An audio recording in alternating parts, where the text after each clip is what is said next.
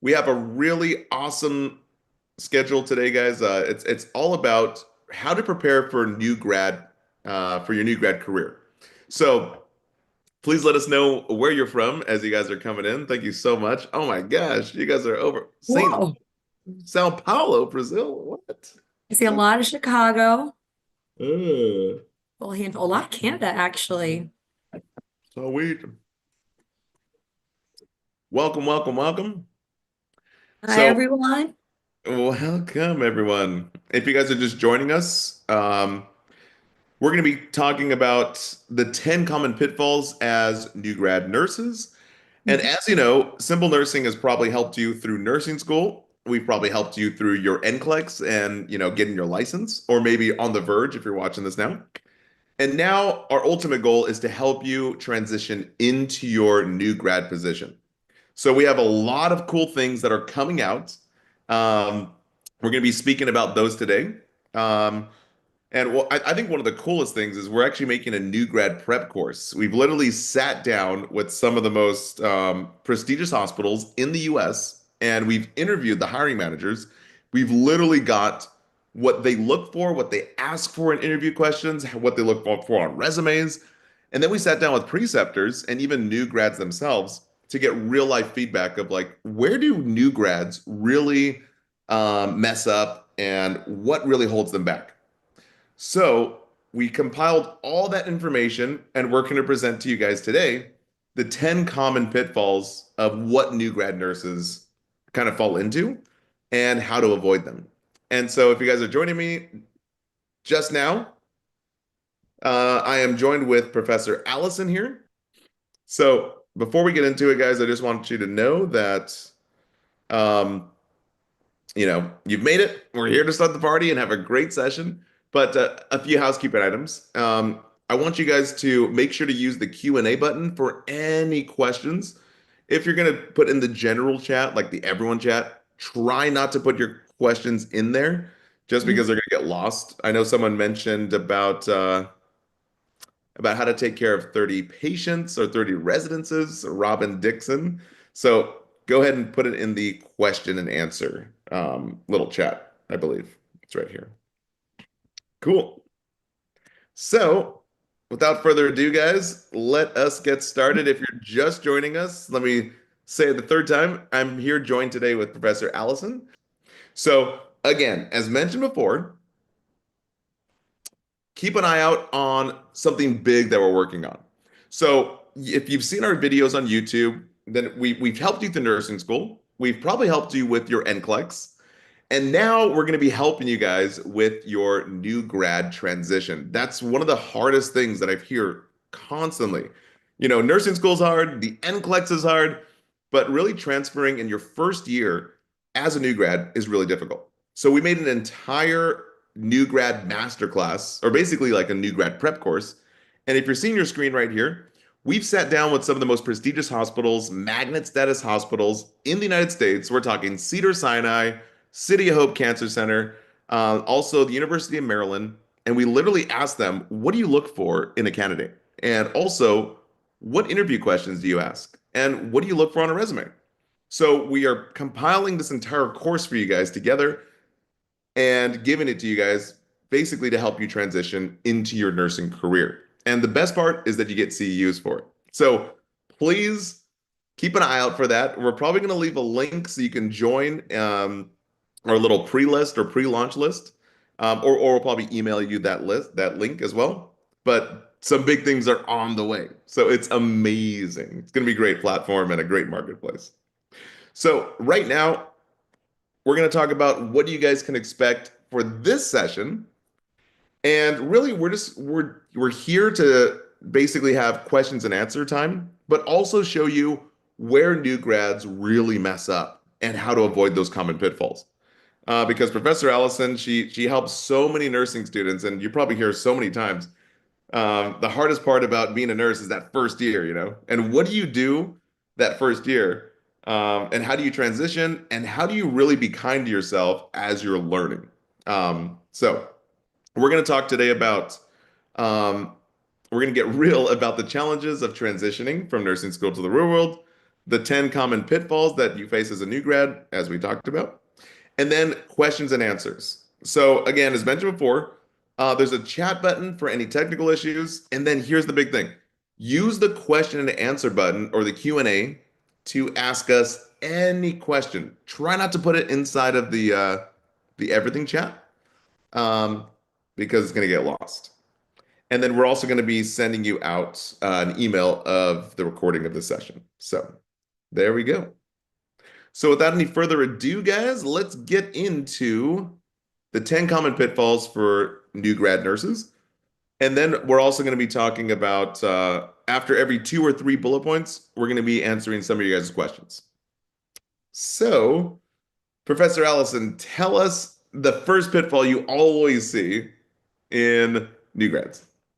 Well, and the biggest thing to know and to remember as we go through all of these is that one, every single person who is a nurse has been new at some point. Everybody has been a novice, so they've all been there before. However, there's only one time that you get to be new. And so, especially not being afraid to ask for help. So one of the biggest pitfalls is not asking for help. And sometimes why I see this happening, because I do clinicals as well. I also have done a lot of training of new graduate nurses. I actually helped to develop one hospital's new grad program. And especially, I've seen a lot feeling pressured to know everything. A lot of times, I feel like they're supposed to know everything, especially since they're fresh out of school, and but being hesitant to ask for assistance, especially, and big reasons why this sometimes happens is you're worried about looking incompetent, like you don't know what you're doing. You're worried that people will think that you shouldn't have been hired or whatnot, or you're worried about you just got a job and you're trying to pay off student loans and now you're about, and what if you don't know what you're doing or you make a mistake and you're worried about losing your job, this job that you just got, you've been waiting for to start as a new nurse. And then also fear of slowing down the team. You're afraid, everyone's afraid to be that weak link. And so those can be some of the biggest reasons why people are afraid to ask for help. That's right. Yeah. I know. It's so funny that people are adding in here. Old nurses are mean and nasty. It's Well, they can make it terrifying. They can seem very. so stern, and you're afraid to be that Mhm. new nurse who doesn't know what they're doing yet or who isn't up to speed. But they've been there before too. They may have gotten hardened over the years, but they were new once too. And so many seasoned nurses will tell you that they would much rather you ask a question and then fix something that was a preventable issue Mhm. versus, or they'd rather you ask a question versus you make the mistake and then they have to help you fix the problem from Mhm. not asking for that support. So they would rather you slow them down, ask an extra question, even if it's just, can you walk me through this? Or I want to make sure I'm on the right track. They'd rather that than, you've spilled the milk and now we got to clean it up. Humpty Dumpty fell off the wall. Because that it actually takes typically the mistake takes much longer to fix Oh than yeah. the question itself. And that actually happened to me as a new grad. Back in the ancient times, we had paper charting, right? It wasn't even that long ago. It was like probably 7 years ago. Actually, it kind of was. But but the thing is like I remember asking a lot. I'm like, can you guys clarify this prescription because this doesn't seem right? Um, and that's the biggest thing. It's just like the NCLEX, right? The NCLEX tells you, they only pass you if you're a safe nurse. And so now it's time to be a safe nurse and speak up. And you do it at the risk of being annoying because you don't want to be that person, that new person, right? And be like, slow down the team. But remember, asking for help is the biggest number one thing to keep your patient safe, especially when you don't know. It's okay to be new. So, in terms of the solution here of not asking for help, let's just do the opposite, right? Seek out mentors and colleagues for guidance. Now, I know that just sounds like, like words, but just think about it here. There are nurses on the unit that are kind of like the mother goose or the teachers, and they really are hands-on and they like to help the new grads. Maybe not every unit has it, but usually one unit has, mentors and even colleagues who are willing to, help you with guidance and be that extra helping hand. The second thing is to understand your limits and really build self-awareness. So you can recognize when you need support. And the key here, guys, is to speak up early because you'd rather be safe than sorry. And trust me, I've seen it a lot where a new grad pushed a medication too quick and ended up killing a patient. That actually happened at one of my hospitals. And so remember, it's better to be safe than you don't want to be known as the new grad that harmed a patient because you just didn't ask a question, you know? And then very lastly, be just as confident in what you know as what you don't know. Remember, it's okay to be new. You don't have to know everything. So being aware of things, be aware of the things that you don't know and simply ask questions. Allison, do you feel like there's a lot of new grads that don't allow themselves to be new? They think they have to be perfect the first time they're doing stuff. I remember for some reason I would always romanticize this idea in my head, like, oh, I want, when I'm not around that they say, oh, she's a quick learner, or Yeah. oh, she's catching on so fast. Yeah. There are no prizes for that. And also, again, even just they want people to learn fast. And we'll talk about this a little bit later. I think also even like sometimes that even can cause you don't want to rush the part that you get to be new at, which is orientation. And so sometimes hospitals can kind of pressure people to get off orientation early, which is something that I discourage against because again, it's that one time that you get to be new. Yeah. The other thing is it does actually show a lot of maturity to know your own limitations, and even dedication to doing it right, to ask. And even if you're afraid to say, I have no clue, just saying, can you walk me through this just so I know I'm on the right track? Sometimes I'd say stuff like that. It was my own, a little bit of insecurity, wanting not to seem like I was completely unsure or second guessing myself. And so again, and I love Shelby just put asking for help, it's a struggle, but it's essential and especially in the long run. And knowing those limitations. Mm.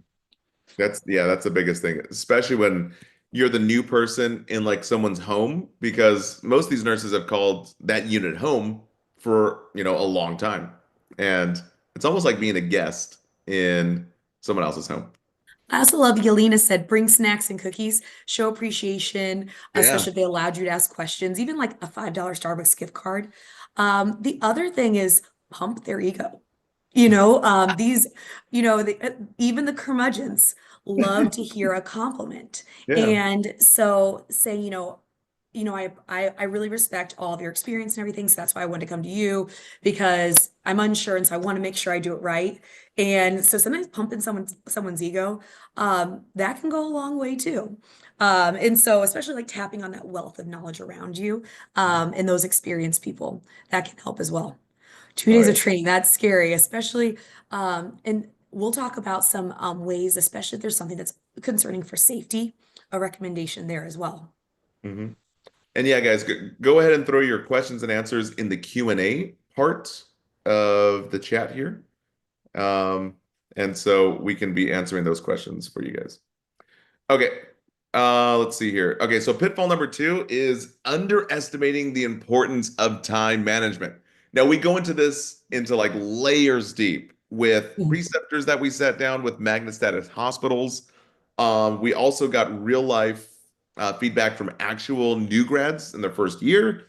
And so we're putting all that together in this new grad platform. But right now, let's just talk about it real quick. What are the biggest problems here, Allison, that you see? So shifts can feel so overwhelming, especially if you have a lot of patients, if you're working on a unit, which unfortunately a lot of units are short-staffed. And so as you're learning and as you're new, it can feel overwhelming with so many tasks, so many things to remember, and trying to figure out what absolutely has to happen, what can wait till later, and what is your most important patient to go see first. Mhm. And sometimes, especially the hardest questions on NCLEX, the hardest questions in nursing school were those ones that asked, who do you go see first? And one of the reasons why they asked you that so many times is because true to life, that's an important thing to know. Mhm. Especially that can actually, by knowing and prioritizing who needs to be seen right away, especially to prevent sometimes even just further issues by delaying seeing them, that can help with your time management as well. And so not knowing when and who to prioritize, what's the most important. And sometimes we get so focused on the tasks to do that we Hmm. can lose sight of other things because we get this beautiful checklist and we want to check all those things off the box. And but knowing what should wait till later, what needs to happen now can be such a big problem. Honestly, that was one of the areas that I needed the most help with because I worked in the ambulance before I was a nurse and then also worked in the ER. But there's a huge learning gap to actually helping out as a tech versus like these are your dedicated patients. And then now you need to prioritize the most important task. So again, it's a learned skill. And let's talk about the solution. But real quick, if you guys are joining us right now, I think we had the same thought. Yeah. yeah. If you're joining us right now, please be sure to add any questions in the Q&A chat part. So for the solution of time management here, the biggest thing is just really to learn how to determine which is a non-critical task that can be delegated. And again, delegation is pretty hard to learn because you don't want to feel like, oh, you're giving all of your tasks off to someone else. And it's really hard. I see a lot of new grads struggle with this a lot. So one of the phrases that I hear a lot is asking and building rapport with your techs and CNAs and be like, hey, I know you're busy, but when you get a moment, can you do this for me? And they're like, okay, because then it doesn't feel like you're giving someone else orders. Number two is the to-do list and checklists and even other tools. Everyone has a brain. And if you guys know what a brain is, it's just like one of those little sheets where you can kind of organize your notes. So it's really helpful to add that on, make a little to-do list on there. And then sometimes you're simply not going to have enough time to complete all the tasks, and that's okay. Remember, it's just like the NCLEX, nursing is all about safety. So prioritize the person who's going to die first, and I hate to say it like that, but basically prioritize who's going to get harmed first and really who needs your help the most. So many times you're going to leave a shift and you're like, oh, I forgot to give that patient, an extra pair of socks or a blanket or something. But it's okay. You don't need to do everything. You need to do the safest things. And I used to have a nurse that was like, if people got better, no one died, no one got hurt, it's been a great shift. So just remember, it's okay to be new. And that's really the biggest thing about time management. Prioritizing your most sick patients first. Okay, we're going to do one more, then we'll field some Q&As, questions and answers here. And number three is overconfidence or underconfidence. This kind of goes with like imposter syndrome, but what is the problem here? So with overconfidence, sometimes that can lead to if you think you're like, okay, I've been working in the healthcare field for a while, maybe you got hired on your same unit and you think like, okay, I've got this in the bag. I've already worked in this unit for so long. I'm miles ahead of anyone else starting as a new grad. Sometimes that can cause you to what I've heard from, especially I've had lots of students who have worked for years and years as techs somewhere and they get hired in the same unit and they think I don't even need an orientation because I've already worked here for forever. And what they realize that transition to the nursing component and knowing that what they now are responsible for, like even just charting the nurse's notes versus what they used to chart as a tech, as a UAP. And so that can lead to missed assessments or taking on tasks before you're ready, like letting them cut you loose from orientation too early or having a shorter orientation. Uh, and so overconfidence and then underconfidence can also prevent you from asserting yourself whenever needed. So, or asserting yourself, or even taking charge when you need to, or just second guessing yourself too often. And that can also be something that can slow you down as well. Yeah, so what are the solutions here? So I know it sounds a lot easier than, easier said than done, but you're going to be learning a balanced approach. And I think one of the best things is that this new grad prep course that we have coming out, we speak a lot on really practical tips on really how to do this. So we go a lot of layers deep, and we have about like 20 something videos that talk a lot about topics like this. But in a nutshell, right now, the biggest thing is to trust your education and training, but it's really a learned skill. You're going to recognize there's a learning curve with the clinical practice. And most new grads, they don't even feel comfortable until after the first year. So remember, give yourself a lot of grace, especially in the first 6 months. I hear this time and time again with all the new grads we interviewed in this new grad prep course. And it's the same kind of theme that goes across the board. Number two is to stay humble and really just learn from experience. Don't really hesitate to seek feedback. Honestly, right now is a time to learn and a time to really hone in on your skills that you've kind of seen or maybe even practiced one or two times in nursing school. And now it's time to actually, do it. So again, give yourself a lot of grace in the first 6 months. And then number three is all about self-reflection. So regularly assess your strengths and areas for growth. Honestly, this seems like words on a paper, but remember, you are a growing little seed and give yourself enough time, water, and self-care to, to really be the best nurse you can be. Because there's only one time in your career that you are a new nurse, and this is the time. So allow yourself to be new, you know? And sometimes it's like we think we are gonna avoid an awkward moment by sort of admitting or asking for help, but it's actually really it's more uncomfortable to then say, I didn't ask for help. Now I made a mistake. Can someone help me fix it? Or even to go into panic mode. Because sometimes it could be a life-saving thing. That's right. Oh, and hello, Sandra. Growing little seed. And then let's take some Q&As real quick, and then we'll get back with um, the other seven pitfalls here. But a little side note, the NEAT is asking about our NCLEX cram sessions. We're going to be having some in March, I believe, even some in February. But please keep a lookout on the website. You have to be an NCLEX premium member to get access to those live NGN NCLEX reviews. We're going to be updating the scoreboard though. It's usually every Thursday though. So let's see. I see some great questions in the chat. So one question I see that I actually get a lot is, do a lot of new grads get hired into the ICU? So obviously I've been a professor for 9 years last week, and so that means I've been a nurse for unfortunately almost 2 decades now. But I remember when I was in nursing school, I would have instructors say all the time that if you were a new grad, no chance you're getting hired in the ICU. That was the thing back in the day.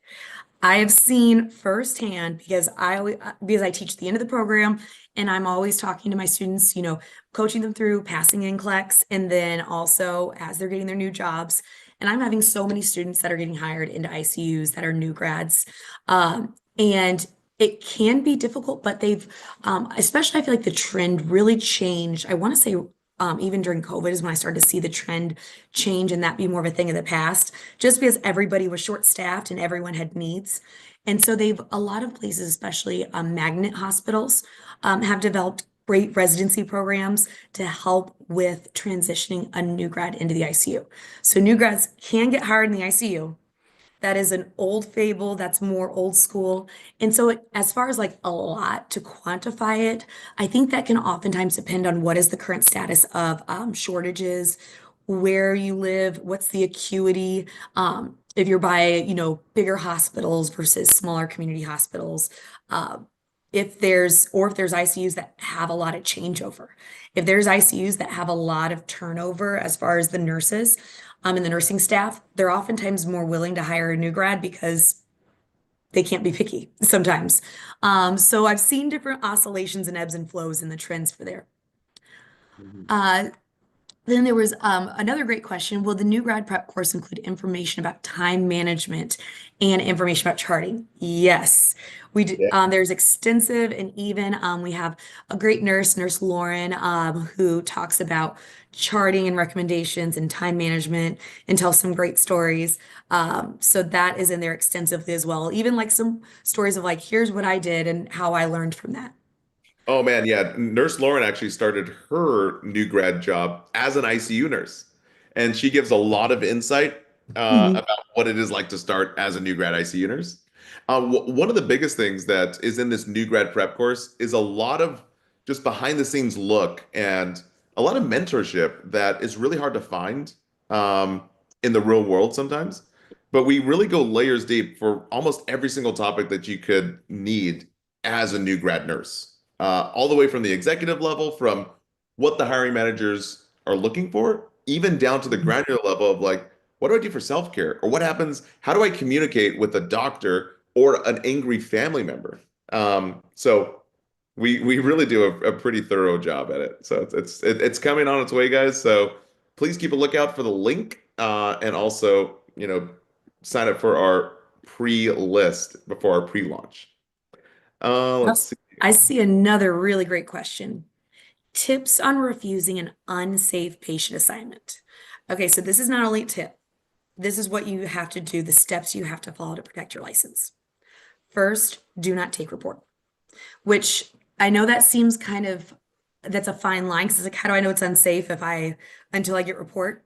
So when you first get there and you kind of see an overview of it, you want to basically don't get report, because then if you accept the patient assignment, essentially, it could be viewed as patient abandonment.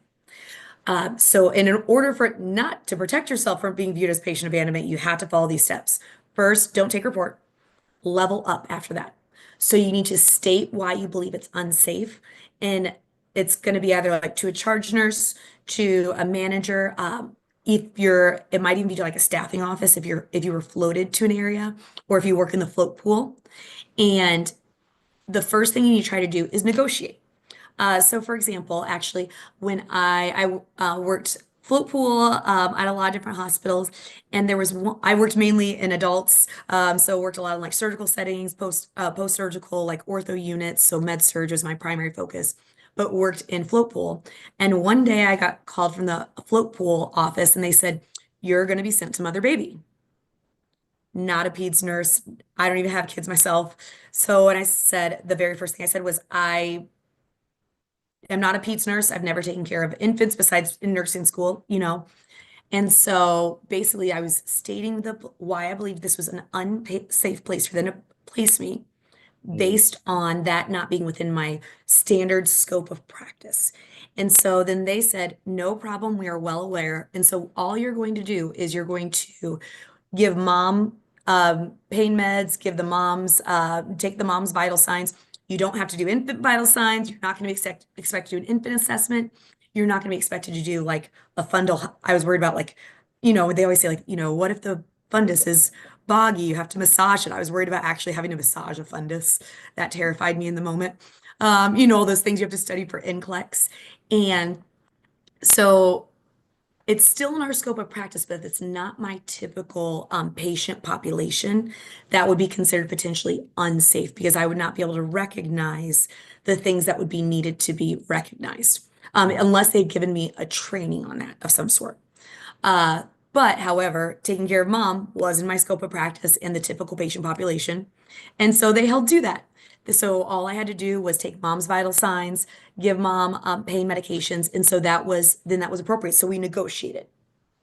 If they had said, too bad, we're super short, you're going to have to take some infant vital signs, and you're going to have to, if they were like, nope, absolutely not, if they didn't negotiate with me in that way, then I would have to state, it's called um, a written refusal. There's like a specific term, but you have Written to do a written care. refusal for that assignment, for why that assignment's unsafe. Hmm. That, So yeah, great questions. I had a nursing instructor that did that actually. She did a written refusal of care. And again, guys, it's all about patient safety and really maintaining your license. A lot of people don't talk about it, but we talk about it in the new grad course, the prep course, that you guys now have a license to maintain and a license to keep safe. You also have a license to thrill. No, I'm just kidding. But you have a license. You have a license that needs to be maintained and kept safe, and you can be under scrutiny, review, or even legal action if you do something that's unsafe. For example, taking a patient that's outside of your normal scope.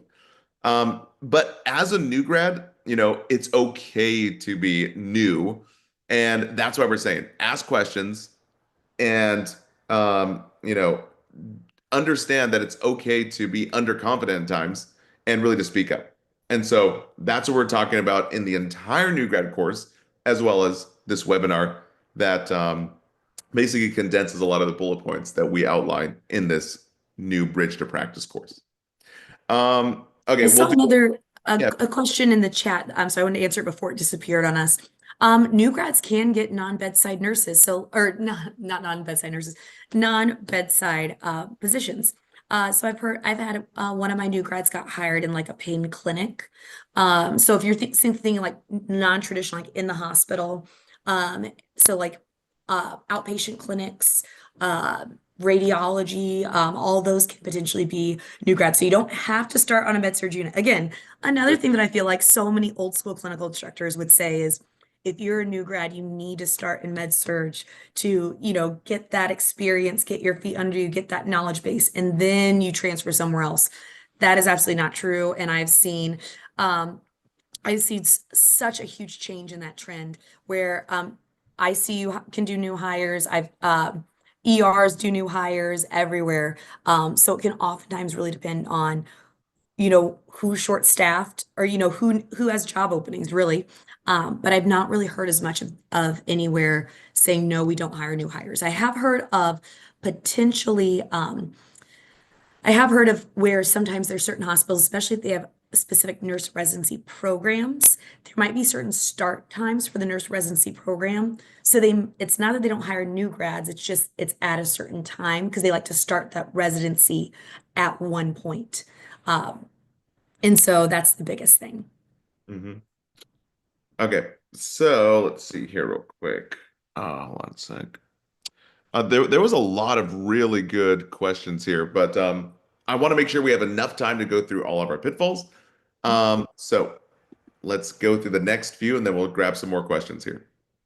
So, oh, this is a really big one. It's funny because we did an entire lecture on this, or I'm sorry, like a little interview podcast style with Nurse Lauren, all about self-care. And you guys would be surprised at how many new grad nurses and even regular nurses neglect self-care. And remember, you have only one body, and you can only get out as much as you put in. So, where would you like to start here, Professor Allison? There's a lot to unpack here. There's so much to unpack. Lots of times nurses can put the things that they have to do, the tasks on the shift, or even picking up extra shifts because you're so excited to start as a nurse. I was so excited to like finally have money, not be counting pennies, but and also be paying off to be paying off debt and stuff like that that I as soon as I was allowed to pick up extra shifts, I started to do that. I recommend against that if you can, or at least making sure that you don't pick up shifts that you have zero time off. Because oftentimes what they'll do is they'll put work above their own well-being, leading to burnout, fatigue, stress. Even I would find that it's always a bad thing, I would find that I'd been at work for 8 hours. I had not yet gone to the bathroom once, which meant I was dehydrated. I was only putting caffeine in my body. And in fact, it actually led to me getting pyelonephritis. And because I had ignored signs of a UTI that got worse. And so it was actually one of the doctors on the shift because I thought I'd hurt my back. Turns out it was actually, I should have recognized my own sign of flank kidney pain. And so the doctor said, you need to do not pass go. When you get off this shift, you need to fill this prescription for antibiotics. Otherwise, you will be a patient in this hospital. And that was something where at the time I was much younger. And so even I thought that I was superwoman. I could survive on 3 hours of sleep. I could just try to turn my blood into caffeine.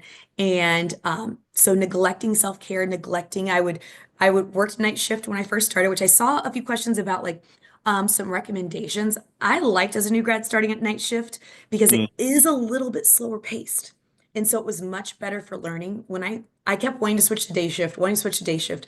Felt like that was almost like a promotion, even though night shift got paid more. Oh But yeah. it was almost like a learning curve again because it was faster paced. Things change so much more during day shift because you get new orders, you get people getting discharged, which as soon as you get someone discharged, you get a new admin. And so I really found learning on night shift helped me a lot because it was a little bit slower paced. Doesn't mean it was slow by any means, but slightly slower paced so that way I could get my bearings. And I do find that that can help if you're someone that can potentially if you're someone, if you know yourself, like definitely having self-awareness.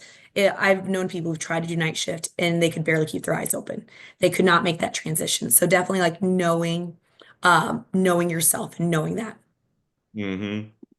Yeah, but it's so easy to forget yourself in, in all the newness of being a new grad, especially when you're, actually putting into practice all the things that you were supposed to learn and all the skills that you probably really didn't do in nursing school. It can get very. Right. Okay, so in terms of self-care, I think we do a great job at this in the new grad prep course. But real quick, the nuggets are number one, set boundaries to ensure that work-life balance and take time off when needed. So many times, especially when you're off orientation, you'll see so many nurse managers and even charge nurses be like, "Hey, can you pick up this overtime shift? Can you do this? Can you do this?" And I see a lot of new grads really wanting to make money, pick up a lot of overtime and then end up burning themselves out in their first few months. So be sure to understand where you need your rest and where you need to be recharged. Number two is to prioritize mental and physical health. So again, take breaks, eat healthy, exercise, and the biggest thing is sleep. And I think one of the easiest ways to do this is get yourself into your routine on your days off and also meal prep when you are scheduled to go to work. And honestly, those little changes make such a huge difference in your stress levels, especially in your adrenals, with your cortisol levels. Um, there's a few changes and a few tweaks that we dive in really deep in the new grad prep course. Okay, the last one here is to reach out for support by using employee resource programs. And honestly, seeking counseling is very common and honestly an underutilized tool when I was a new grad. I think therapy nowadays is mainstream, and I think it's very healthy. So again, if you're really struggling, it's nice to lean on support. Okay, number five is here's a big one, inadequate documentation. So, yeah, tell us So about for that. I spent either, well, the big problem is with inadequate documentation, inaccurate or incomplete documentation can lead to legal issues. Also, especially with electronic charting, that's one way that we can communicate with other care providers, especially in real time. And so it could lead to miscommunication. That's another reason why waiting to chart the end of the shift is a bad practice, because there may be physicians sometimes will be over, they could be over a few hospitals and they might be looking at the nurse's notes to get up to date time or trying to look up vital signs and whatnot. And it can also lead to poor patient outcomes. And so I see one of a few different solutions. One, someone asked about how to get better documentation if you feel like you're not good at it. Because sometimes it's not that we mean to be inaccurate or incomplete. It's we're not sure if we know what we're supposed to be charting, what exact to put down, what words to use. That was something that I was like, really insecure about at first. And so let's talk about some solutions. Yeah. So, for inadequate documentation, just like Professor Allison said, it's like I used to have this charge notes that would always tell us like you gotta document. If you don't document, you didn't do it. And, talk about these horror stories of being going into court and them having your chart up in front of the entire courtroom. And it's like, were you the nurse? Did you do this? And yada, yada, yada. So that's why for the solution, number one is, documentation promptly. So always document promptly, record patient information immediately after interventions. So many times, you'll forget to do something or you'll forget to chart it. And basically it looks like you never did it, even though you did do it. In the new grad prep course for Nurse Lauren, who we've interviewed as the new grad, she has some great tips on really how to organize and how to get into a cadence of documentation. Because honestly, it's a really learned skill. We don't really do a lot of documentation in nursing school, and so it's very helpful in that new grad prep course. Number two is following protocols. So adhering to your hospital and facility policies in terms of documentation standards. Again, It really depends on what unit you're working on, which facility, whether it's like, an urgent care versus, a hospital setting like med surge or ICU, even ER. So it's just learning. You got to learn before you earn. And then seeking clarification. This one, honestly, is really big. So if you're unsure about documentation procedures, simply ask an experienced senior nurse or even a supervisor exactly how you do it. Because you don't want to keep on replicating something that's wrong. And I've seen a lot of new grads do this. They keep on doing something over and over again. And then months later, they're like, oh my gosh, that was actually wrong. And then very lastly, I said it before, but I'll say it again. If you didn't document it, then it didn't happen. And you can be legally responsible for not doing the action to keep the patient safe. So again, you have to document if you've done something. Another one thing that I also did is especially when I wasn't sure what I was supposed to be charting, I found a lot of help in looking at what experienced nurses had done, what had they charted about the client, and kind of taking notes from that and not necessarily like copying it over, but then even like asking questions of, can you explain to me why this was important versus this? Notice what those people with experience and those people who are good nurses, notice what they leave out, what they don't chart about, and what they keep in because that's going to help you to understand like what are the important things, especially if they've worked in that unit for a while and they know anyone who's like who precepts others, anyone who does any part of training, or you can always ask someone as you're doing it to give a second look over it. Again, it goes back to don't be afraid to ask for help. Because especially once you've charted it, then it's there. So before you press enter, before you press and make it part of the permanent record, ask someone to look it over. Again, that's a lot easier than trying to fix it or having something inaccurate in the permanent record. Mhm. All right. So next is failing to escalate. You'll see this a lot in mental health and even the psych area. But talk to us about that, Professor Allison. So, being unsure about when to escalate concerns, like when do you call the doctor? When do you wake them up in the middle of the night? Or versus when should you wait for what can wait for morning rounds?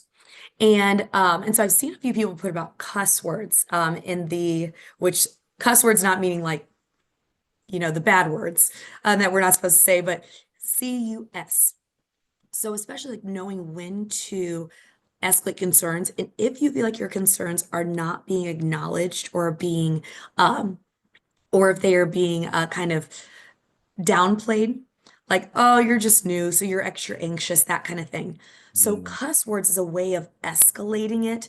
That's supposed to be sort of like key words to let someone know, like, no, actually, this is a big deal. Like, please don't just brush me off. I know one hospital I worked at specifically, it seems like more magnet hospitals tend to utilize those. And so again, it's a way of escalating it. It's CUS. So the C stands for saying, I'm concerned, Mm. and specifically saying I'm concerned and why. You would be saying I'm uncomfortable. Like, so now I feel uncomfortable about this. Um, and so that's supposed to be like a level of escalation. And then if still it hasn't resolved or if still you feel like you're being brushed off, then it's a safety issue. Then after that, start escalating up. And I've had to put that into practice where there was a doctor I was calling in the middle of the night about a patient who ended up that they were bleeding internally. They end up being transferred to the ICU. But so what I did is I let my charge nurse know what was happening and let them know that this doctor actually was stopped answering my pages in the middle of the night because they felt like I was just overreacting. And so I was using those cuss words and also always documenting when I called and why I was calling and the response that I received. Um, and then after a while, actually, the charge nurse got a hold of the house manager of the nurses in the hospital, and they pulled one of the other physicians from that was there at the hospital, and they came to lay eyes on that patient. So it's a way of escalating it. I have used it. I know it is used, and so I think especially if it's patient safety, it's a great way to kind of say, "I'm concerned. I feel uncomfortable." There's a safety issue. I love it. CUS. Concerned, uncomfortable, safety issue. Oh man, that's really good. So in terms of solution, other than cuss, using clinical judgment, it's really hard to trust your intuition, I would say, as a new grad, especially your first like 6 months. But as you get more comfortable on the unit that you're working in, you're gonna have more and more intuition. The more and more patients you see, you almost have like a sixth sense as a nurse, right, Allison? It's just like, Absolutely. I like to call it a little spidey sense. yeah. Especially I find do not ignore when patient family members say something's not right. Hmm. Uh, I swear, like anytime you see like a TED Talk or a 60 Minutes episode about some big med error that happened, there's always some family member that was like, I kept calling the nurse and they said, oh no, they're fine. Or I told the physician and they brushed it off. And I just felt like something wasn't right and no one was really listening to me.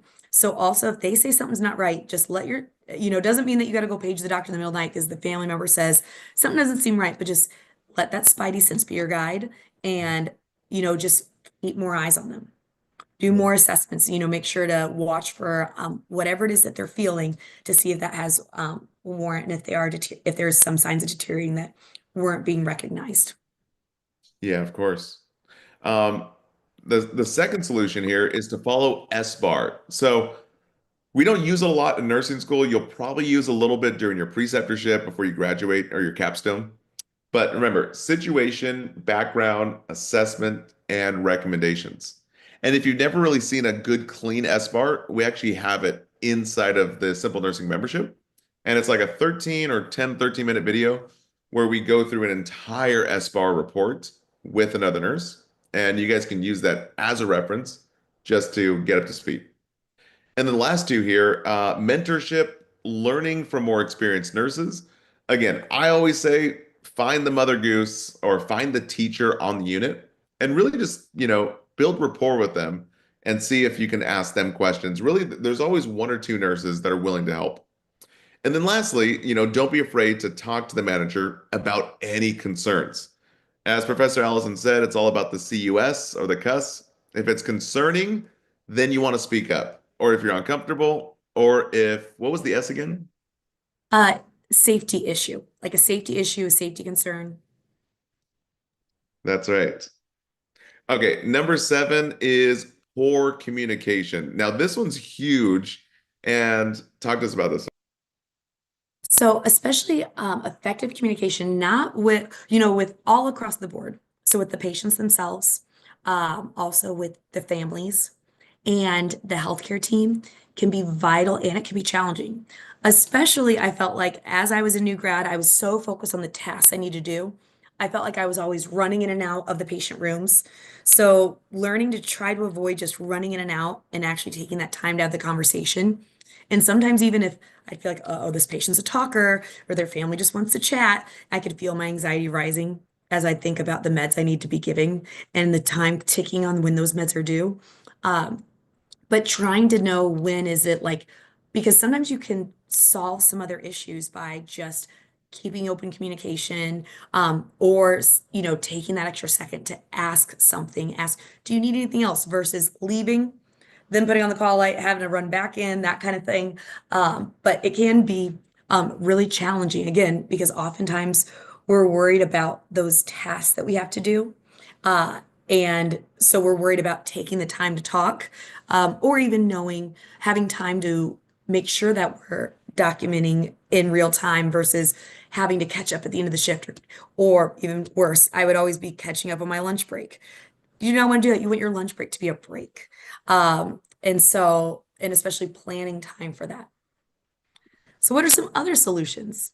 Yeah. So our four here that we have, and again, we've taken all these little bullet points from our new grad prep course. So again, if you guys are just tuning in, please be sure to join our pre-launch link there. But number one is practice. What am I saying? Practice active listening.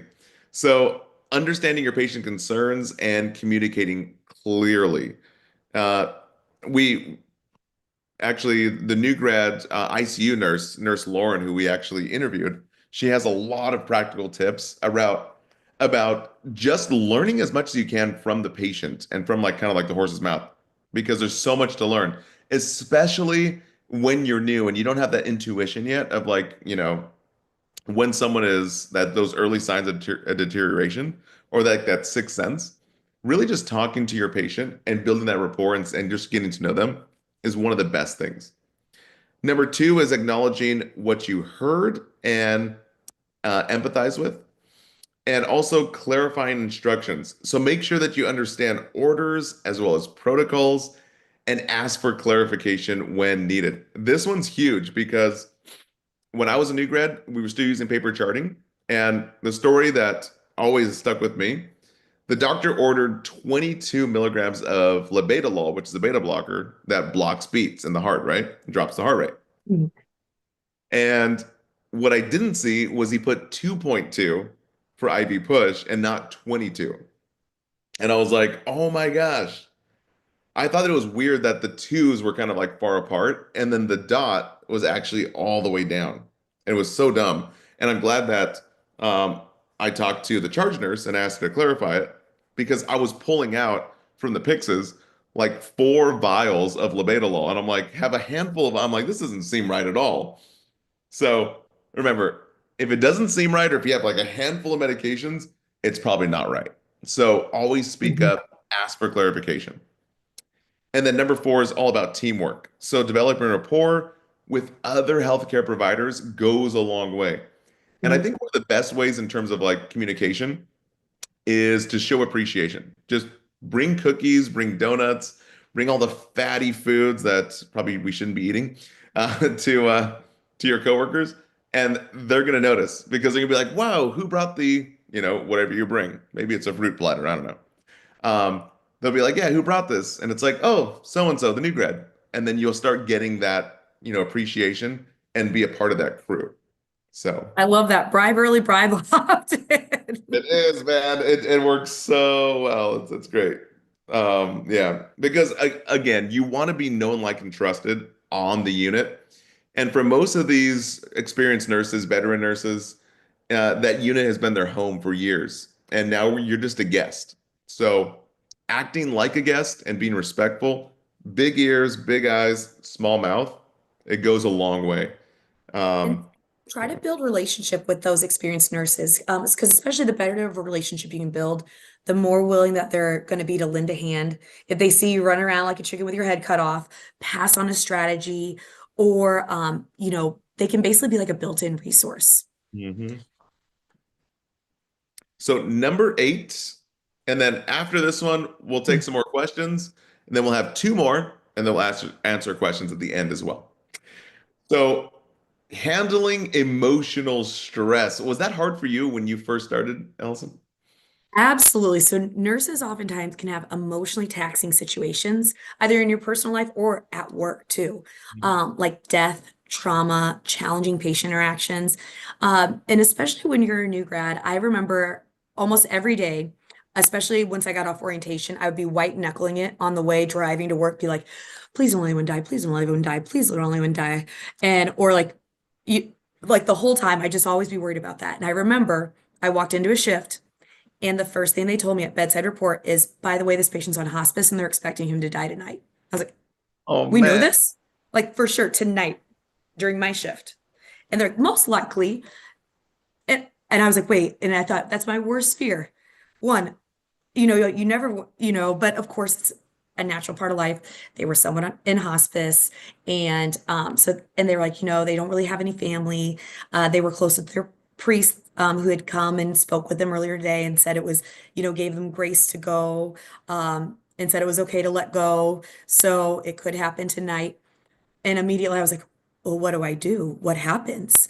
And they were like, oh, well, you actually, they don't need an autopsy because of there was some certain thing where they're, since there was no family and they were expected to die, because of their clinical situation, they were only on comfort measures only. So essentially they're like, you'll just call whoever the doctor is and call time of death. And as soon as I walked in, I actually, of course, when I came to do my assessment, I thought, why can't I hear anything? Thought there was something wrong with my stethoscope. And I realized, oh no, this happened within the first hour. They died. And immediately I was running around and like I kept thinking, okay, what do I do next? Wait, what do I do next? And then it was kind of emotional. I, Hmm. having a patient die and even thinking for some reason I got this thing in my head of this man died alone. And that for because I think I was tired, already anxious, already stressed, broke my heart. And so I had to take a minute. I did after I got done what I need to get done and did the postmortem care. And even I would recommend the first time you have to do postmortem care, don't do it by yourself. Ask for someone to help because there's specific things that you want to do and make sure that you get everything right. Oftentimes there's a checklist, but I knew that I needed to take a second so that way I could compose myself. So that way I didn't. My other patients didn't need to know that I just had a patient pass away, and it didn't definitely did not need to be all over my face or look like I was upset because if I walked in presenting that way to another patient, that could be freaky for them. If I look upset, distraught, sad, because especially they're probably already anxious and whatnot. So there is a little bit of like that. You have to have your own emotional intelligence to know I'm going to take a quick break. I need to process this real quick, fast. And there was another nurse that was willing that came and talked with me. And I've heard a lot about even like people who work on oncology units, lots of times that they have support groups within the unit because, especially if you work on an oncology unit, that can be something that you can experience a lot. You may have frequent flyers, patients that because they're, frequently coming in for treatments and whatnot. And so there is an emotional toll and an emotional weight. And so some other recommendations for handling that emotional stress. Oh man, but okay, so to come off what you just said before we dive in some of the key takeaways from the new grad prep course, oh my gosh, it's intense, like seeing people die, seeing people in their worst days ever. It takes a Mhm. toll on you as the healthcare provider. Especially, I used to work in the pediatric emergency room, where we split emergency room between kids and adults. And man, my first time seeing like a little kid die was like, oh my gosh, it's insane. So, some solutions for that and really helping you navigate that. Number one, develop correct coping mechanisms. Find good ways to manage stress. There's a lot of bad ways to manage stress. But remember, here's a big one here. Work isn't your whole life. It doesn't define you in terms of, your entire personality and really who you are. I know that you've taken a lot to get here to this point as a nurse, but remember, it's at most 30% or one third of your entire life here in a sense that of what you do. So it's key to develop the other two thirds or the other like 60, 70% with happy, healthy hobbies and relationships. Find an outlet that makes you feel happy. Because again, you can get lost, especially in your first year as you're trying to focus. And as everything's super new, you'll even go home like hearing those bells in your ear. So many new grads always tell me, like, man, I'm trying to sleep on my days off, and I hear like, hospital alarms. Almost asleep. You're almost asleep and you hear a Like, call go off. It's like if anyone's ever worked in like the restaurant industry, that used to happen when I worked during grad school. I worked as a waitress and I'd be almost asleep and I would hear the little like ticker thing go off the air of an order being put through. Same thing happens when you're a nurse, is you hear those call lights, you hear those beeps. mhm. Yeah, it's so true. And so anticipating this Mm. with, healthy hobbies, healthy relationships, doing something fun, getting out, maybe finding a fitness routine. I know pickleball, paddleball is becoming a big, huge thing. It's actually really fun.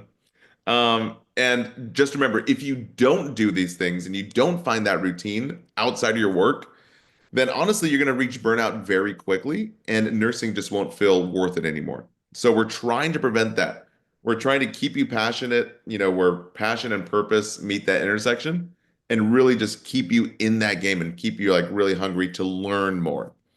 And the last two here is to seek support, especially peer support. So talking with other new grads who understand the challenges, and really that was the heart behind the new grad prep course, which we call the new grad nurse mastery series, because we want to help nurses. We literally help you throughout nursing school, pass your NCLEX, and it's like we need to make something for new grads to help them transition, which is probably one of the most difficult things. Applying all the skills that you've learned in nursing school. And so the last thing here is know when to debrief. After emotionally draining events, like seeing a kid pass away or coding someone for your first Your time. first code, your first time having to help with CPR. Yeah. Um, those ones, it can be shocking how that can feel. And even in the moment, it's your go, go, go, go, go, and your mind's racing and everything's happening. And sometimes just that surge of emotions afterwards, it's like, it's okay to go cry in the break room, Mm-hmm. but then pull together. Sorry. But then Yeah. pull together, go back to your shift. Sorry, Yeah, choke you yeah, on my no. own spit. No, no, no, it's okay. It's okay. Don't die over there. Mm. No, but that's the and some good hospitals, if you're at a magnet status hospital or a decent hospital, they're gonna have some debrief time with the crew that was involved in the code or whatever experience you guys had together as a crew. Okay, so before we get into the next one, we'll have two more left. We'll take some questions, some Q&As real quick. I saw some pretty good ones here. Oh, I saw quite a few about questions to look for during an interview. Oh They yeah. they love to ask questions, and I know that I've been on hiring committees before, and whatnot, and so I've seen things about typically anytime that I was on a hiring committee, I didn't really stress about like what the GPA was. It was more really how they were when they shadowed, what their behavior was, any experience that they had, either like if they had previous LPN experience or if they had been a tech anywhere, how long that was. And really, honestly, it was oftentimes like how they responded to interview questions, because that gave such a sense for, because you could be a straight A student and not know how to talk to people, not know how to talk to patients, and not know and not have like foot speed and whatnot. Um, and so things that they'll ask are, tell me about a time when. Like a lot of them start with, tell me about a time when. Tell me about a time when you had a conflict. What happened and how did you handle it? And so it's important to already have some situations that you've finessed a little bit in your back pocket and where it's, okay, this certain thing happened. Here was the issue. Here's how I handled it. And making sure that also in your answer that it's something that they'll be wanting to look for.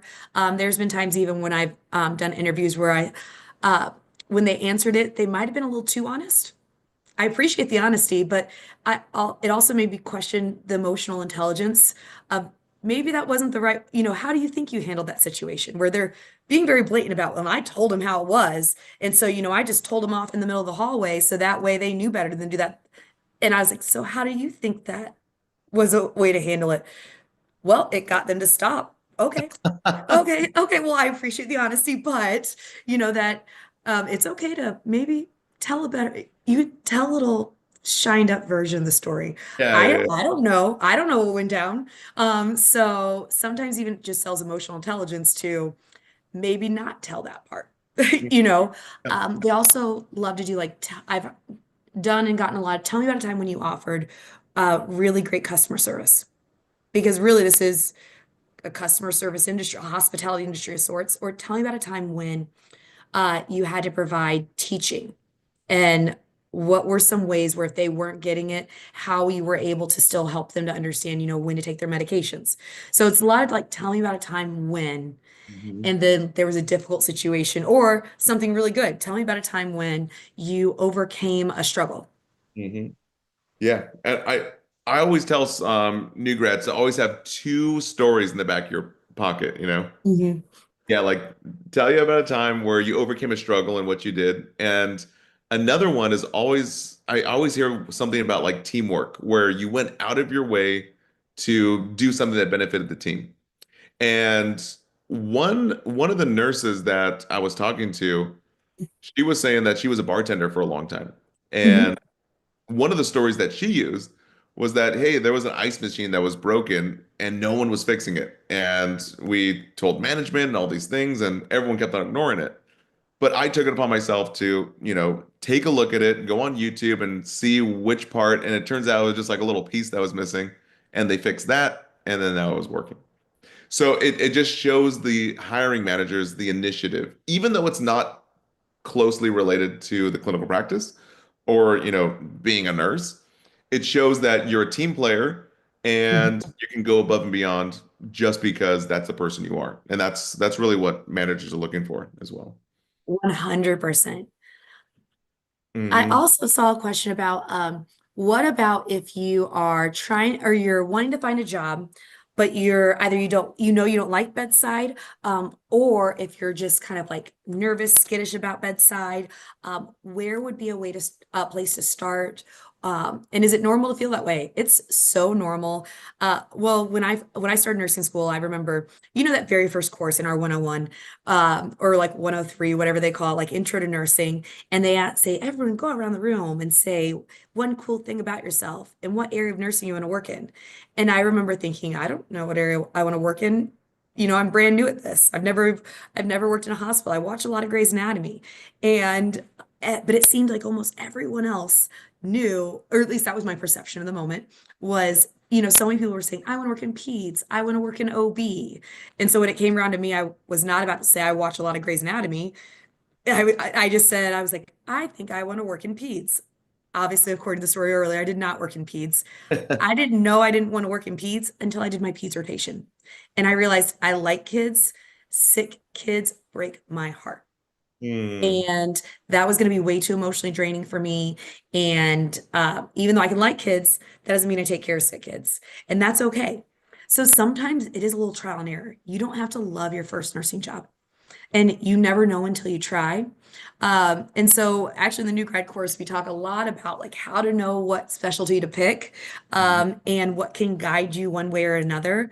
And sometimes there's a variety of reasons why people pick their first job. Sometimes it's just, I needed a job that was open. That was the first one I got. And you can end up loving it. That's actually what happened to me. I was applying basically anywhere and everywhere, and got a med surge job and ended up loving it. I worked on an ortho unit. That was my first one. I ended up working in neurosurgery. I've worked in general medical surgery, but loved it. So lots of times it's okay to not know what you want and what you like and being afraid, trying it out and doing your best.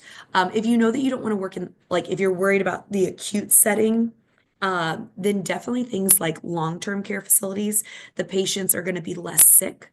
Or even like outpatient clinics, things like that. Radiology, those are always some great places. Yeah, I always tell students, especially when you don't know, I saw a lot of uh, questions in here and even comments. Somebody was saying they have ADHD and they don't know, they want to try out a lot of things and they don't know how long to stay in one unit before transferring to get cross-trained. I think one of the best piece of advice that we got in this new grad prep course um, was going through a residency program, trying to seek out a really good hospital that's typically magnet status that has a new grad onboarding or they call preceptorship program or residency program where they take, 6 months to actually show you all the different facets of the hospital and show you exactly how to be a new grad for that particular department that you're going to be going into. It kind of just gives you a look at all the faces of the hospital, so you can make a better decision. So really good. There was another one here before we get back to the last two bullet points. Let's see here. Hold on a sec. Mhm. Oh, did you have one? Actually, I was typing one. Someone said, "How long should I stay on my unit and focus on that before you start shopping around?" Yeah. I recommend giving things 6 months. And mind you, I've worked in the fitness industry. I've worked as a server. I've worked in the bar industry. I've worked as a nurse at many different hospitals. Because I worked down in Southern Illinois for a bit. Then I moved to St. Louis and lived in St. Louis for a few years and worked there. And then moved back to Chicago. Worked as a nurse at Northwestern before I started teaching. And I think the first 6 months anywhere are highs and lows. And it's like you feel really good, and then you have some time where you don't feel so great. And then sometimes you might feel better, it might be getting better, but it's kind of takes 6 months to fully get that temperature of where you're working, of the people, and of if you're a good fit for, if they're a good fit for you and if you're a good fit for them. So I say like give it at least 6 months, because especially in that 6 months, you're still figuring it all out. And sometimes there's been times where I'm like, I don't think this is the right place. But then once I've got starting to get things figured out, I'm like, you know what? This isn't so bad. So that's typically my recommendation, but it can depend. Because there was another question about what about if a place doesn't have a good reputation? So working at places with poor reputation, um, just, watch for any safety concerns because you do want to protect your license. And, try to do what you can for your patients, but also protect your license. So know where your,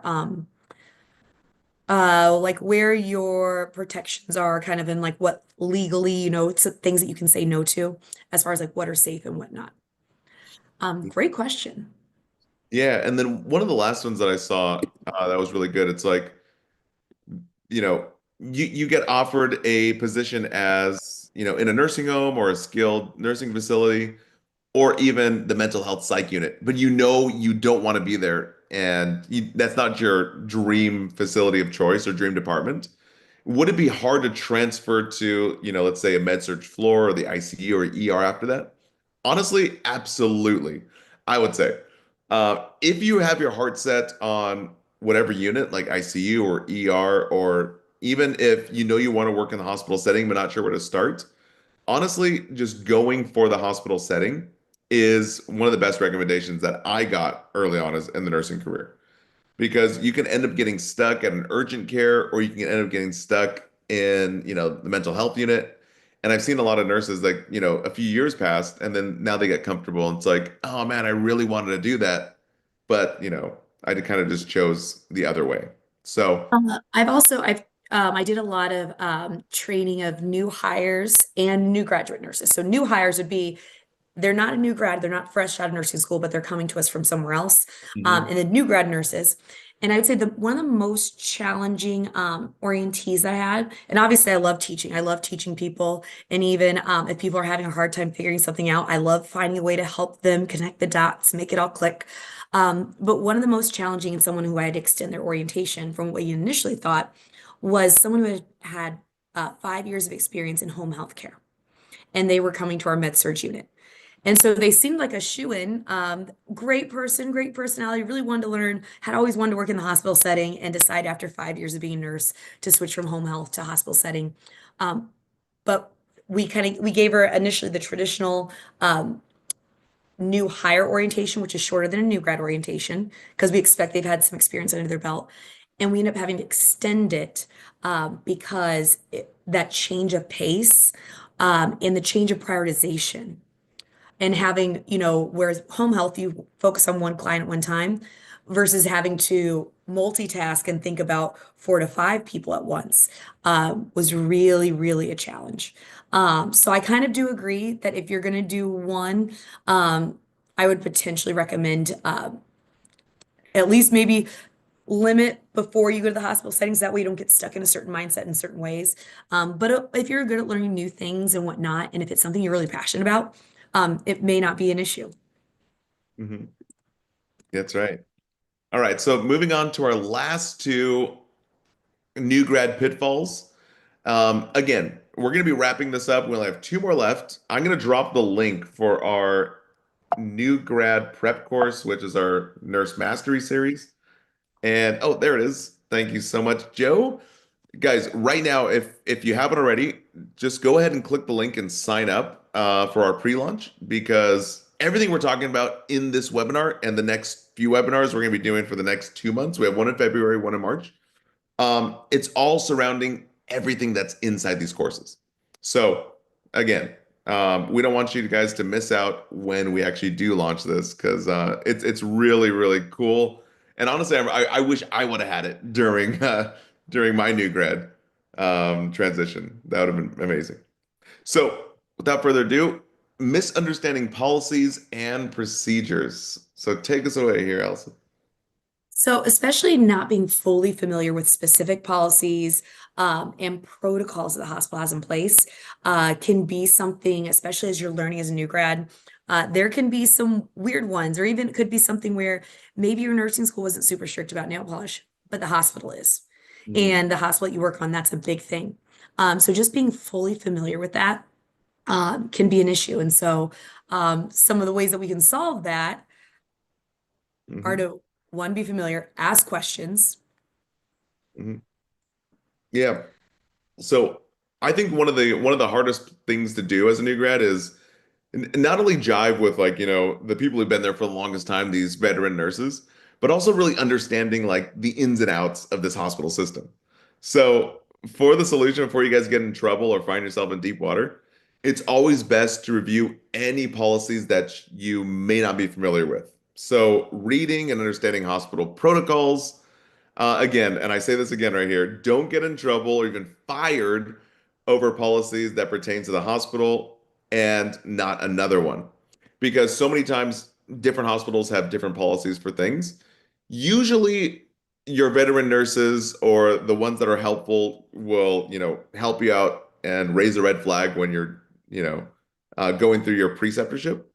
But again, look up what needs to be done. If you're confused, always ask questions. That's the biggest thing. And so, segue into number two, asking questions. If something seems unclear, always ask your charge nurse, supervisor, or even a senior nurse. And then continue education. We always recommend engaging in ongoing training to stay up to date with your hospital's policies and the best practices. Um, and it's so funny when you're working in the nursing unit, you're always going to get so many updates. They even have it plastered inside the restrooms in the break room. So there's always going Right. to be new to learn. It's so funny. Okay, now moving on to the last one here, guys, before we take a few more questions and wrap this thing up. Pitfall number 10 is not taking advantage of orientation and training. So tell us about this problem here, Allison. So oftentimes, especially new grads can overlook the importance of an orientation program, or feel overwhelmed and skip some sessions. So, like I've had some students, even when they graduate, they're like, I don't want a long nurse residency. I've already been working in the field for so long, or I'm being hired on my same unit. But again, remember, this is the one time you get to be new and ask all those questions and get those answers. And especially like taking full advantage of orientation and training, that can help with a lot of that of new grad anxiety that you can have, and remembering that there's people there to help, and this is a team sport. So I thought that was one of the questions: how to manage new grad anxiety. Hopefully, a lot of this stuff has helped address that, but especially take advantage of orientation and those with experience around to help you. Hmm. And so for some solutions here is number one, honestly, be proactive. This time in orientation, you're not going to get again. At least not as a new grad. So ask as many questions during orientation, and honestly, consider this as kind of like your crutch to starting. It's almost like you're being pushed out of the port and going into the deep sea. So use and rely on this as much as you can. And honestly, speak up if you don't have a great preceptor that is not really showing you how to do your job. Because when I was doing my new grad preceptorship, I was at a community hospital that didn't have a lot of resources. And my preceptor wasn't really showing me a lot of the skills, like, for example, like hanging blood or doing a lot of the skills that I was uncomfortable with. And I'm like, I need to learn this. I can't just have you do it. I need to be doing this too. So I made sure to like talk to her about it. Then I looped in our orientation coordinator, and then they switched me nurses, so that I can get that hands-on experience. So remember, just be proactive, be nice, but also advocate for yourself as well. Number two is engage in continuous learning. So take advantage of trainings and even shadow opportunities. We also have in our new grad prep course a lot of videos that show you how to transition in practice. And we're going to be adding more and more as the months go on here in 2025. So it's going to be great.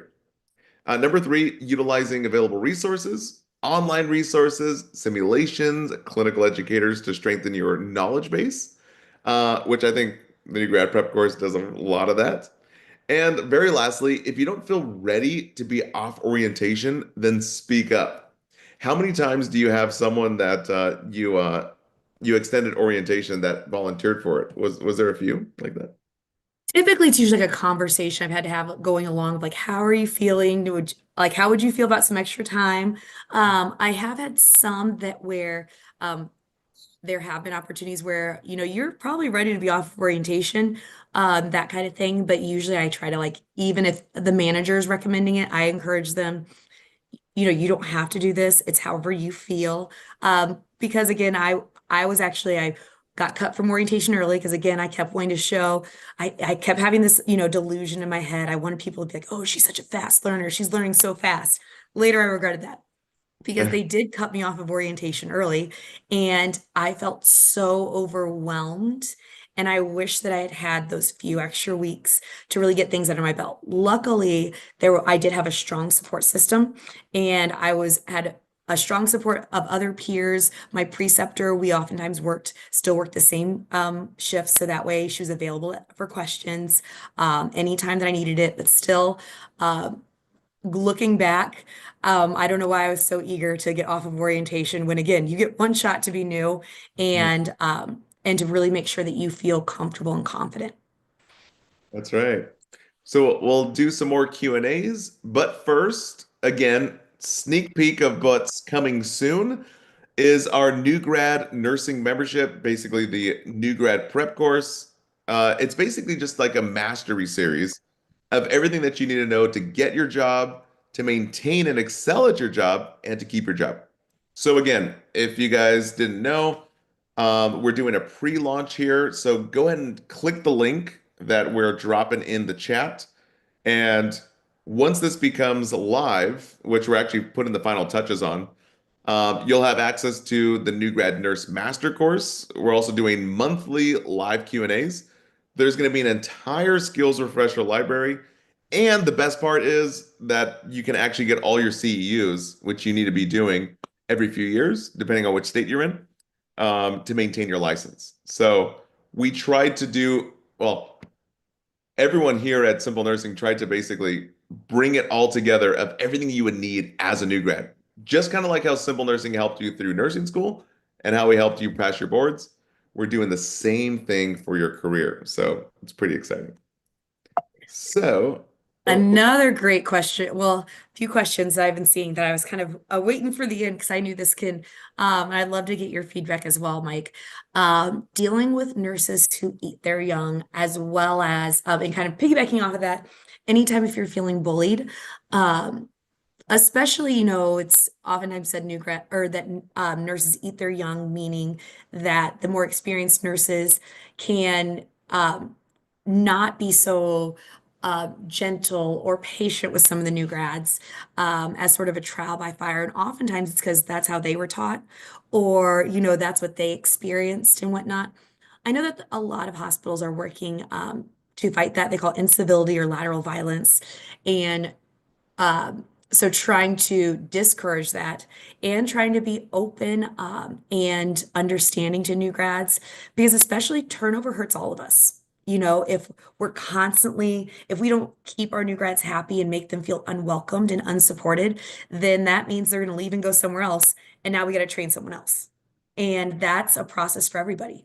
And so it's really been a lot of the hospitals I work at, they really try to make sure that that is something that's more of a thing of the past and really work against it.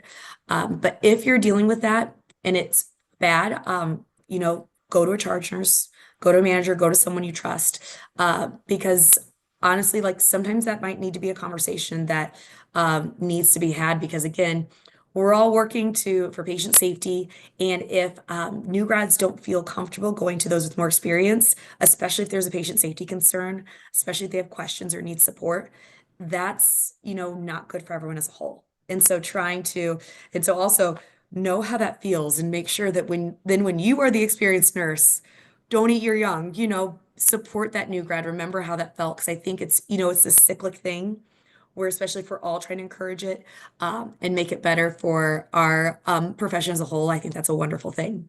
mhm. Mike, what do you think? Yeah, I think what's it called? I think the biggest thing is that so many nurses they try to be perfect their first year and they always like, especially the high achievers, this is one of the things that kind of loops in between almost like all things for your new grad. It's like you overextend yourself, you try to go above and beyond, you try to do everything to be perfect, Then your self-care suffers. You really hate being a nurse because you're doing too much and you're trying to be perfect.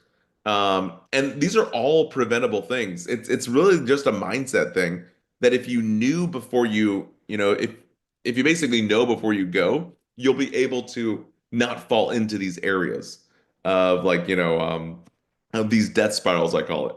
So being able to recognize those things, and we do a masterful job at outlining and laying all this out in the new grad prep course that you guys are going to find a lot of value from. Honestly, it's very basic in terms of some strategies, but it's so profound. Like when you can make those shifts to prevent that Mhm. burnout. Um, yeah, those are huge. Let's see. Mhm. A few questions about insurance, malpractice insurance and whatnot, and liability insurance. Most hospitals I worked at, typically, if they have good policies and procedures and you're following those, and that you're not working outside your scope of practice and whatnot, uh, you're protected by that. Um, Hospitals where I would have considered potentially getting myself additional insurance would be hospitals that had outdated policies or where if there was unsafe ratios or I felt like they were encouraging us to do unsafe practices, those would be times I would consider it. Otherwise, especially if you work at a magnet hospital and whatnot, oftentimes I don't hear of nurses having that, needing that. But know your scope of practice, and know the things that keep your patient safe. And if there's things that are unsafe, report it, and whatnot. Those are kind of some of the biggest things. Mike, do you have anything to add for that? Sorry, I was reading through other questions. What was sorry, the last thing? Malpractice insurance. Oh yeah, I mean honestly, I've worked at 9 different ERs, mostly like staffing, and Mhm. guys, there's some Wild West like horror film hospitals out there. I'm like, oh my God. There's a lot of community hospitals that almost treat it like a mill, and do a lot of unsafe things. For example, there was this ER that they never would really clean the um the patient restroom. I guess they wouldn't clean it as quick enough that we would need it. And there's been multiple times people would go in there with scabies and stuff, and I'm like, oh my gosh, and it would just be nasty. So I remember a few nurses at these type of community hospitals would get extra malpractice insurance just to protect themselves, just because it's the hospital they were at. Now, if you guys get blessed with a magnet status hospital, you would probably need less because there's more resources. But again, just you have a license to maintain, and you also want to keep yourself safe as well as keeping your patient safe. So being able to protect yourself is rule number one. So, oh, here's a good one. Uh, which area should I try as a new grad for Mandeep? If my long-term goal is a CRNA or nurse practitioner. So inside the new grad prep course, we talk all about different career pathways. And some of the top ones are nurse practitioner and also CRNAs. And we're actually going to be building out courses that we interview CRNAs and nurse practitioners and ask their career path. So if you really want to go into those industries, the best thing to do is, especially CRNA, get into the ICU. You need at least 1 year experience in the ICU. Most CRNA programs are doing ICU. Other ones accept ER still, but I see a lot of CRNA programs leaning toward ICU experience, at least 1 year. And I say this because I have 5 friends who have just become CRNAs in the last, I think, 3 to 4 years, which is crazy to me. For nurse practitioner, it really depends on which kind of nurse practitioner you want to be. There's like literally there's psych NP, there's pediatric nurse practitioner, there's like family medicine or FNP, family nurse practitioner. So it really just depends on where you want to go. But I would say going into the hospital setting, seeing as much as you can in the specialty you want to specialize in. So if it's psych, go into psych. I have a friend going for her psych nurse practitioner right now, and she's been in psych for 3 years. So it's really just depends on you and just go to that department you're most interested in.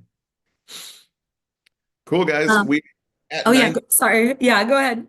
No. We're at 90 minutes, and we can probably answer one more question if you want. I was gonna Allison. say I have one more quick one. What All about if right. other nurses on the unit are annoyed with you because you're in the new grad residency program and you're slower, don't have as many patients as first? I'd say kind of ignore it. Find someone to be a peer support. Do what you can because you're not going to be new forever. You'll get up to speed soon. And so that's probably hopefully just kind of certain personalities, but you'll be up to speed soon. Just, keep on swimming and you'll get there. Uh, and so I would say kind of if you can, try to focus on the things that you can control, which is not always how other people feel about it, but how, the things like that you're doing everything that you can to learn. Remember, you get to be new. That's okay. They were new once too. That's right. Everyone's been new. So give yourself a lot of grace. That's an overarching theme inside of this course that we have for new grads. So remember, being kind to yourself, don't overwhelm yourself. You don't have to know everything. Just be there to learn. Big ears, big eyes, and small mouth, and just absorb everything.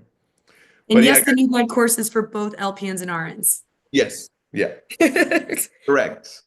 All nurses are welcome here. It's All nurses. That's what I always say, all nurses. all nurses. That's right. Because remember, LPN, LVN is the first year of a 2-year RN program. So we're all there. So, guys, again, thank you so much for joining us here today. We're going to be doing another one in February and another one in March. And again, if you're about to take your NCLEX, if you're wrapping up school, maybe it's your last semester, we encourage you to click the link and join our pre-launch for our new grad prep course, also called the New Nurse Mastery course, where again, we go through skills, we go through common pitfalls like we did today, but way deeper. We're talking like communication with doctors, how to approach difficult family members, what to do with self-care. Even we sat down with some of the top hiring managers from Cedars-Sinai, University of Maryland, and they're giving us exactly what they look for in interviews. They're also giving us their top interview questions and what they look for on resumes, and so much more. So we're going to be constantly adding to this. But again, you also get CEUs for this, which is crazy. So again, thank you guys so much. Please be sure to click the link, join our pre-launch list, and we'll see you guys in the next webinars. Thank Yeah, you guys. appreciate you. Oh yeah, there's actually going to be documentation too.